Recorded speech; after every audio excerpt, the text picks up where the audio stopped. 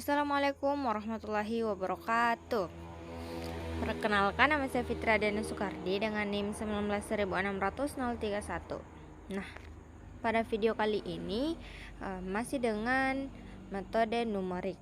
Nah, di sini saya akan menjelaskan pendahuluan mengapa kita harus belajar mengenai metode numerik dan bagaimana hubungan antara metode numerik dengan mata kuliah lainnya.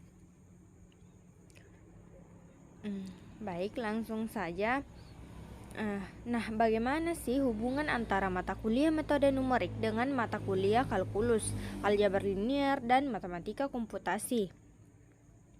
Nah, pada mata kuliah metode numerik, kita akan mempelajari mengenai masalah-masalah sistem persamaan linear (SPL) dan akar persamaan non-linear, interpolasi, integrasi numerik, diferensiasi numerik, dan persamaan diferensial biasa. Nah, di mana pada materi-materi ini sudah kita dapatkan sebelumnya pada mata kuliah kalkulus dan mata kuliah aljabar linear.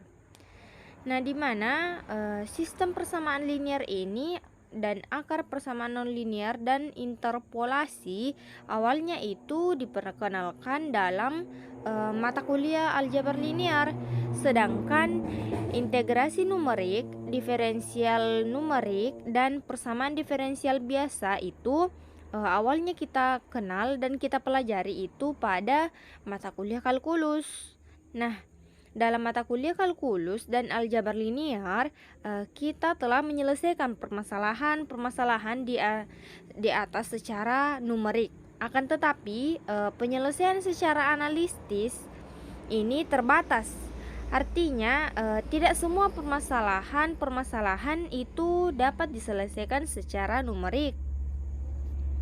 Nah, seringkali pada persoalan-persoalan itu muncul melibatkan bentuk dan membutuhkan proses yang cukup rumit, sehingga apabila metode analitik tidak dapat lagi diterapkan, maka dapat kita selesaikan dengan menggunakan metode numerik. Nah, di mana pada metode numerik ini kita akan menggabungkan dua alat terpenting dalam panggung, yaitu matematika dan komputer. Sebenarnya pada metode numerik ini secara longgar dapat dijabarkan sebagai matematika komputasi.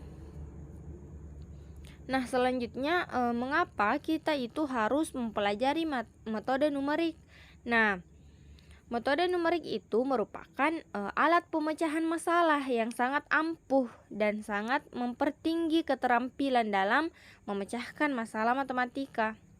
Kemudian, salah satu kegunaan metode numerik itu adalah menyederhanakan matematika yang lebih tinggi menjadi operasi-operasi matematika yang mendasar. Nah, metode numerik itu langsung menangani seluk-beluk beberapa topik matematika yang sebelumnya kurang jelas. Nah, untuk peranan komputer dalam metode numerik itu bagaimana sih? Nah, dalam metode numerik, komputer berperan sebagian besar dalam perkembangan bidang metode numerik. Hal ini mudah untuk kita mengerti nantinya karena perhitungan metode numerik itu adalah berupa sebuah operasi aritmatika. Nah, dalam hal ini komputer itu berperan untuk mempercepat proses perhitungan tanpa membuat kesalahan berhitung. Nah, untuk penggunaan komputer itu sendiri dalam metode numerik antara lain untuk memprogram langkah-langkah metode numerik diformulasikan juga menjadi program komputer. Nah, sebenarnya menulis program numerik itu tidak selalu diperlukan.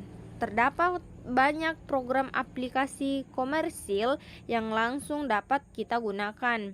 Nah, beberapa contoh aplikasi yang ada saat ini adalah MATLAB, Maple, Mathematica, Eurek, dan sebagainya. Nah, selanjutnya galat dalam metode numerik itu sendiri.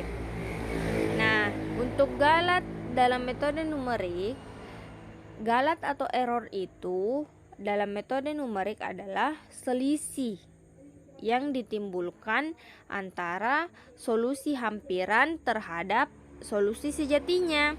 Nah, semakin kecil galatnya, maka semakin teliti pula solusi numerik yang akan kita peroleh nantinya.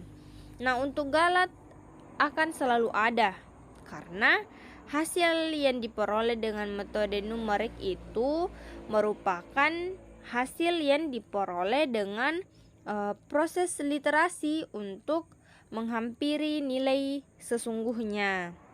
Nah, galat itu kita notasikan dengan epsilon sama dengan A dikali A topi.